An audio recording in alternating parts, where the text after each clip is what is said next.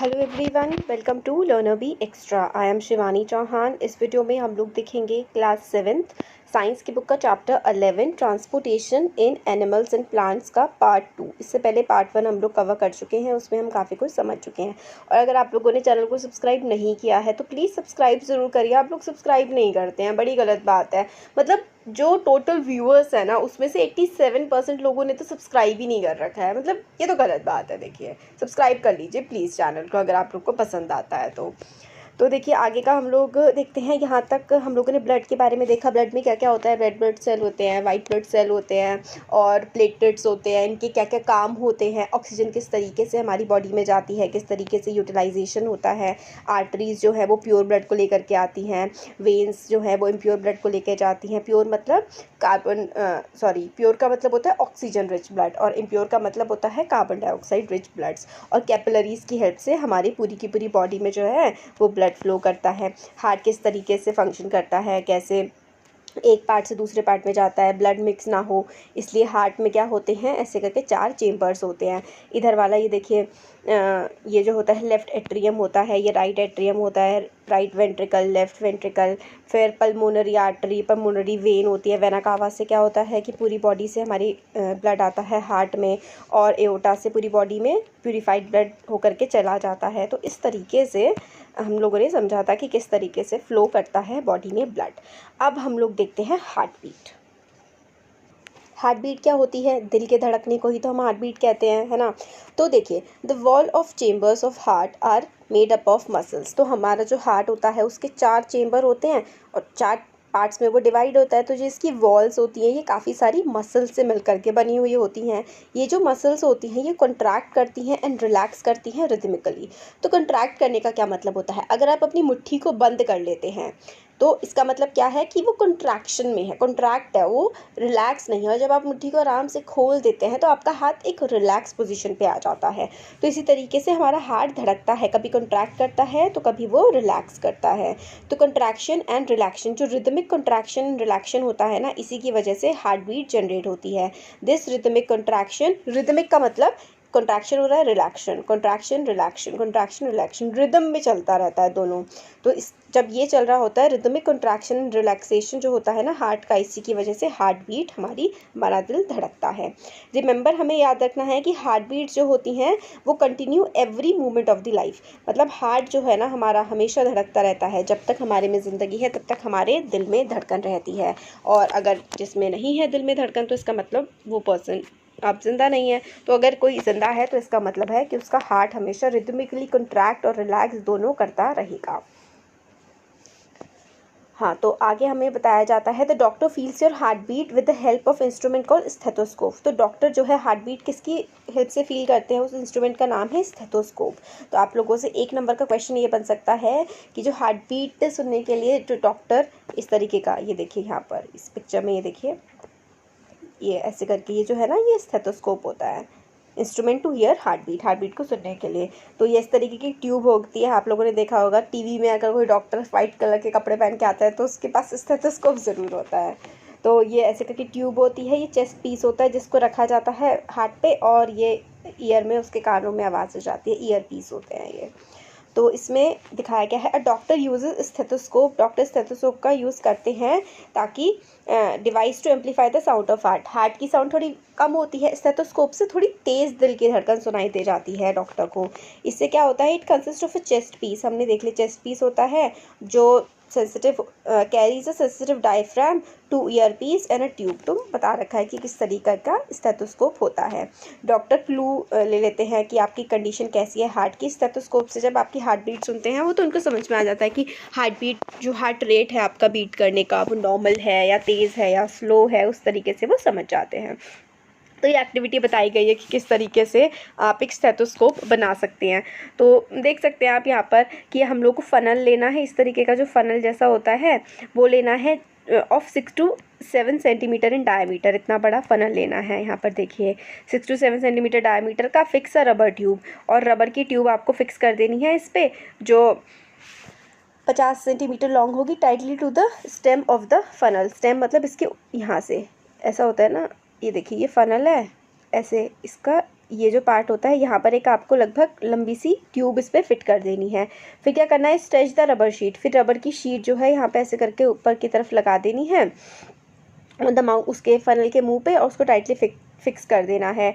और फिर एक जो आपकी ये आपने ट्यूब लगाई थी ना, ये इसको आप अपने कान में रखिए और ये जो फनल था इसको अपने हार्ट पे रखिए, तो आपको आवाज़ आ जाएगी अपने हार्ट की। तो हार्ट बीट फिर पल्स रेट इस तरीके से आप लोग चेक कर सकते हैं। तो यही हमें इसमें बताया गया है कि फिर आप काउंट करें, रिकॉर्ड करें अपनी पूरी जो रेटिंग है ना कि पल्स रेट आपका क्या है, आपका अपने फ्रेंड का पूरा टेबल आप लोग तैयार कर लीजिए। तो पल्स रेट क्या है, पल्स रेट क्या होता है, एक मिनट में कितनी बार आपका दिल धड़क रहा है। और इससे पहले वाले वीडियो में हम लोगों ने देखा था कि एक एवरेज ह्यूमन का क्या होता है पल्स रेट। तो अगर आपको याद है तो कमेंट बॉक्स में ज़रूर बताइएगा। तो आप लोगों से फिर पूछा गया है कि आपको क्या कोई रिलेशनशिप दिखाई देता है आपकी हार्ट बीट में और आपके पल्स रेट में? क्या दिखता है आपको? पल्स रेट होता है कितनी बार आपका दिल धड़क रहा है, हार्ट बीट होती है दिल के धड़कने को हार्ट बीट कहते हैं। तो ईच हार्ट बीट जो है generate 1 pulse in the arteries. तो इसमें बताया गया है कि हर हार्ट बीट जो होती है ना वो एक पल्स जनरेट करती है आर्टरीज में। And the pulse rate per minute indicates the rate of heart beat. जो मैंने अभी आपको बताया था ना, वही इसका मतलब यहाँ पर इंग्लिश में लिखा हुआ है। Rhythmic beating of various chambers, बताया जाता है कि rhythmic beating of various chambers of the heart maintain circulation of blood and transport of substance to the different part of the body. तो मैंने आपको थोड़ी देर पहले बताया था कि हार्ट के 4 चैम्बर होते हैं। तो रिदमिक बीटिंग मतलब इनमें क्या होता है, कंट्रैक्शन रिलैक्शन होता है, तो बीट होते हैं, ये रिदमिक बीटिंग चलती है इसमें। तो इसकी वजह से क्या होता है, जो प्योर ब्लड इनमें इम्प्योर ब्लड हार्ट पे आता है, फिर हार्ट से किडनी में जाता है, फिर वहाँ से प्यूरीफाई होकर के फिर से हार्ट पे आ जाता है। तो हम लोगों को पूरा का पूरा बताया गया है कि जो रिदमिक बीट होती है ऑफ वेरियस चेंबर्स की जो मूवमेंट चल रही होती है, उससे जो ब्लड का ट्रांसपोर्टेशन हो रहा होता है हमारे बॉडी के डिफरेंट पार्ट्स में। अब भूजो वंडर करता है, सोचता है अगर हम लोग sponge and hydra also have blood, तो स्पॉन्जेस हो गए और हाइड्रा मतलब बाकी सारे जो एनिमल्स है, क्या उनमें भी ब्लड होता है?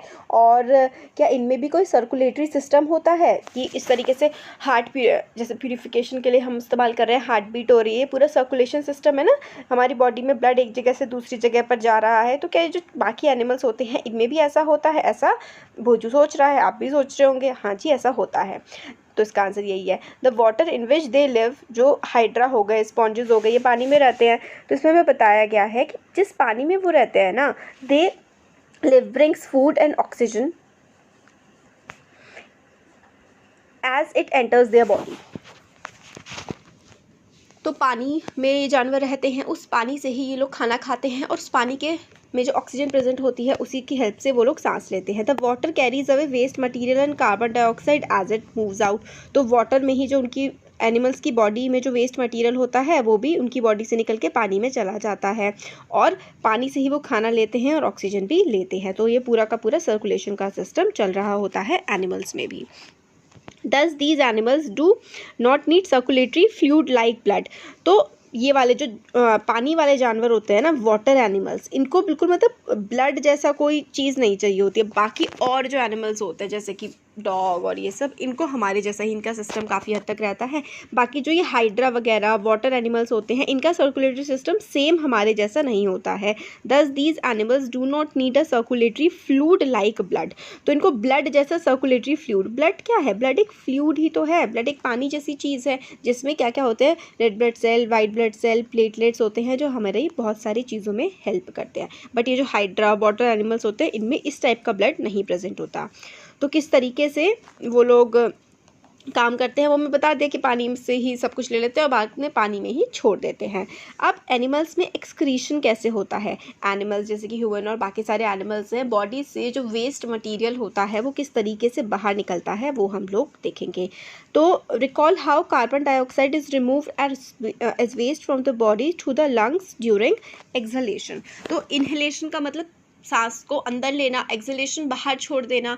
तो किस तरीके से कार्बन डाइऑक्साइड जो कि हमारी बॉडी के लिए एक वेस्ट मटेरियल है वो हमारी बॉडी से बाहर निकल जाती है जब हम लोग एक्सहेल करते हैं, सांस छोड़ते हैं। Also recall that the undigested food is removed during egestion. और अनडाइजेस्टेड फूड मतलब आपका जो खाना होता है जो पचता नहीं है, मतलब पच गया खाना, ठीक है, फिर वेस्ट मटेरियल भी तो होता है वो आपकी बॉडी से बाहर निकल जाता है ना। उस प्रोसेस को क्या कहते हैं, इजेशन कहते हैं, पॉटी जाने को। Let us now find out how the other waste material are remove from the body. तो और भी बहुत सारे वेस्ट मटेरियल होते हैं जो बॉडी से निकलते हैं, वो कैसे निकलते हैं अब हम लोग देखेंगे। जब हमारे सेल्स अपने फंक्शंस, हमारे बॉडी में काफ़ी सारे सेल्स होते हैं और हर सेल अपना फंक्शन परफॉर्म कर रहा होता है, तो सर्टेन वेस्ट प्रोडक्ट्स जो होते हैं ना वो हमारी बॉडी से रिलीज़ हो जाते हैं। वो वेस्ट प्रोडक्ट काफ़ी टॉक्सिक होते हैं, काफ़ी सारे जो जैसे कि प्रोसेसिंग पूरी हो जाती है, बट काफ़ी सारे ऐसे प्रोडक्ट्स होते हैं जो हमारे लिए बहुत ज़्यादा हार्मफुल होते हैं, तो हम उनको टॉक्सिक वेस्ट कहते हैं और उनको हमारी बॉडी से निकलने की ज़रूरत होती है। तो प्रोसेस जो होता है ना, removal of waste produced in the cell of the living organisms is called excretion. तो जो ये प्रोसेस होता है, the process of removal of waste produced in the cell of the living organisms is called excretion. ये excretion की definition है, ये बहुत ज़्यादा इंपॉर्टेंट है, आपको याद करनी है कि एक्सक्रीशन क्या होता है। जो वेस्ट मटेरियल होता है ना, उसका हमारी बॉडी से बाहर निकल जाने के प्रोसेस को हम लोग एक्सक्रीशन कहते हैं। The part involve in the excretion form the excretory system. तो जो पार्ट हमारी बॉडी में इन्वॉल्व होते हैं एक्सक्रीशन के लिए, जैसे कि लंग्स हो गए, इंटेस्टाइन हो गई, वो हमारे एक्सक्रीटरी सिस्टम के पार्ट होते हैं। अब हम एक्सक्रीटरी सिस्टम के बारे में पढ़ेंगे। लंग्स वगैरह तो हम लोगों के गैस वगैरह निकालते हैं, जैसे कि कार्बन डाइऑक्साइड। अब बाकी सारे जो जैसे कि लिक्विड और वेस्ट प्रोडक्ट्स होते हैं, वो मेनली हमारी किडनीज हेल्प करती है उस काम में हमारी। तो waste present in the blood has to be remove from the body. किस तरीके से वेस्ट हमारे ब्लड में प्रेजेंट है, उसको हमारी बॉडी से बाहर निकलना है, कैसे होगा। The mechanism to filter blood is required, this is done by the blood capillaries in the kidneys. तो जो किडनी में जो ब्लड कैपिलरीज होती है ना, उसकी हेल्प से हम लोग क्या करते हैं, हमारी बॉडी से वेस्ट बाहर निकलता है। When the blood reaches the two kidneys it contains both useful and harmful substances. हमारी बॉडी में 2 किडनी होती हैं, तो हमारा जो ब्लड किडनीज में जब पहुंचता है तो उसमें यूजफुल चीज़ें भी होती है ब्लड में और हार्मफुल भी होती हैं। तो यूजफुल सब्सटेंस जो है वो तो क्या होता है, यूजफुल सब्सटेंस हमारे ब्लड में से एब्जॉर्ब कर लिया जाता है, और waste dissolve in water are removed as urine. तो और जो उसमें वेस्ट होता है ना, वो यूरिन टॉयलेट की फॉर्म में हमारी बॉडी से बाहर निकल जाता है। From the kidneys the urine goes to the urinary bladder. Kidneys से जो यूरिन है, ये देखिए पूरा ये किडनीज है और ये यूरेथ्रा है, इन ट्यूब्स के थ्रू फ्लो करता है लिक्विड। और नीचे जो है ये यूरिनरी ब्लैडर है।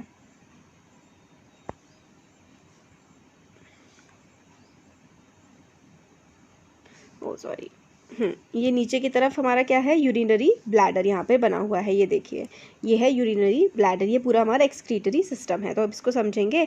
तो देखिए क्या होता है, किडनीज ये काम करती हैं।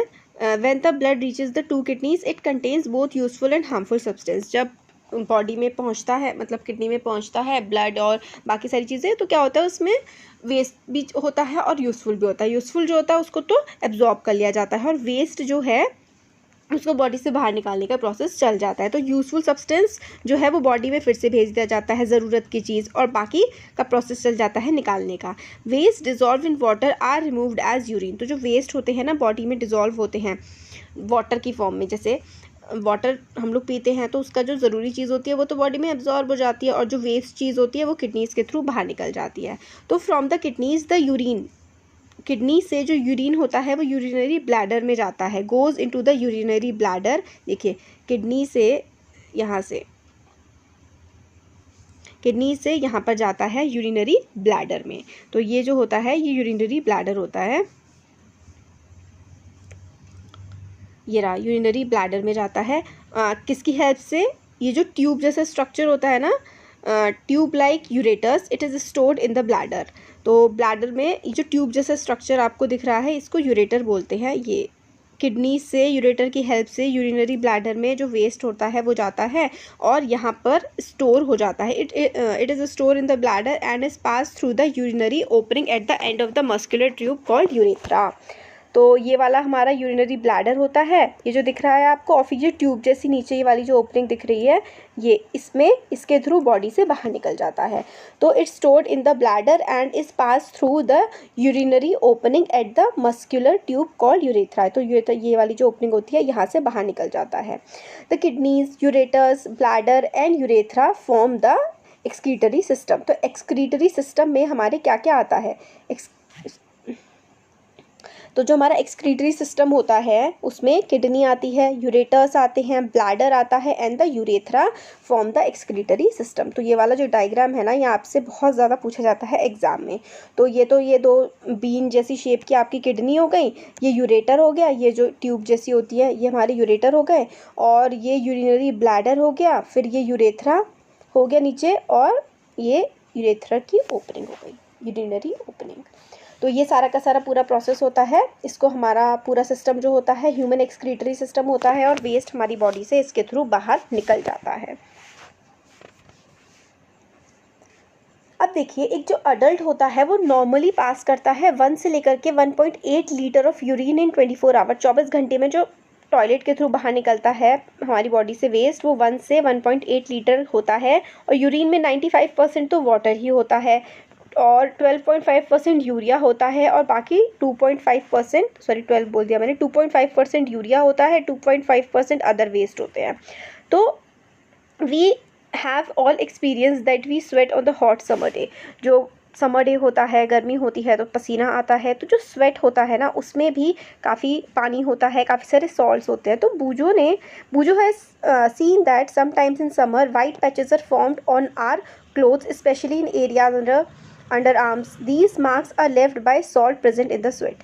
तो कई बार आप लोगों ने देखा होगा गर्मियों के टाइम में काफ़ी ज़्यादा पसीना आता है हम लोगों को, तो स्पेशली जो आर्मपिट्स बगल में जो होता है पसीना काफ़ी ज़्यादा आ जाता है। तो कलरफुल क्लोथ्स होते हैं ना, जैसे सपोज करिए कोई ग्रीन कलर का आपने टॉप पहना हुआ है या शर्ट पहनी हुई है, तो उसमें आप देखेंगे कि वाइट कलर के पैचेस पड़ जाते हैं आर्म्स की साइड पर, या फिर जहाँ पर ज़्यादा पसीना आ जाता है। वो जो वाइट कलर होता है ना, वो हमारे बॉडी में सॉल्ट्स प्रेजेंट होते हैं, उन सॉल्ट्स की वजह से वो वाइट कलर उस पर आ जाता है। तो स्वेट का और भी कोई फंक्शन होता है क्या? Does sweat serve any other function? बहुत सारे हमारी बॉडी से जो हार्मफुल प्रोडक्ट्स होते हैं वो भी स्वेट के थ्रू भी बाहर निकलते हैं। हम लोग जानते हैं कि मटके में जो है वो पानी ठंडा रहता है, क्योंकि because the water evaporates from the pores of the pot which causes cooling.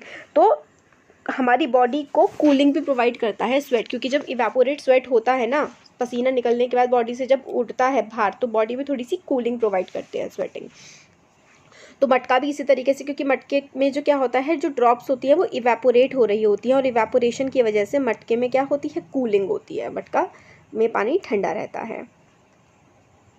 अब the way in which waste material are remove from the body of animals depend on the availability of water. तो काफ़ी सारे animals में किस तरीके से waste बाहर निकलेंगे वो डिपेंड करता है कि बॉडी में कितना वाटर अवेलेबल है।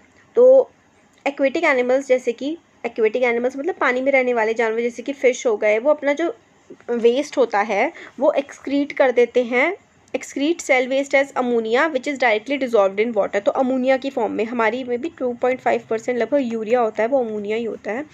तो फिशेस जो है वाटर में कर देती हैं एक्सक्रीट, तो वो तो पानी के साथ बह जाता है अमोनिया की फॉर्म में। काफ़ी सारे एनिमल्स जैसे बर्ड हो गई, छिपकली हो गई, स्नेक हो गई, वो सेमी सॉलिड होता है, उनका सॉलिड फॉर्म में होता है।